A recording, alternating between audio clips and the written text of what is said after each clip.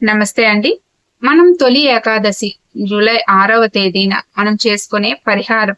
అమ్మవారిని మన ఇంట్లోకి ఆహ్వానించాలంటే ఏం చేయాలి? ఆ లక్ష్మీ అనుగ్రహం కలగాలంటే ఏం చేయాలి?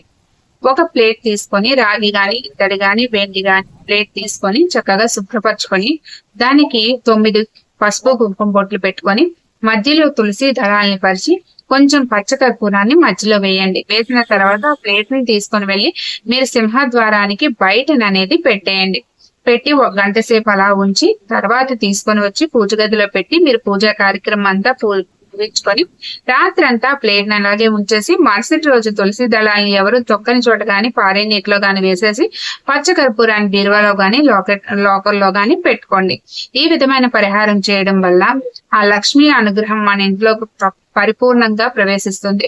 అయితే ఇంకా పరిహారాలున్నాయి. పూర్తి వీడియో కిందన మన ఛానల్ నేమ్ కింద ఇచ్చాను. క్లిక్ చేసి చూడండి.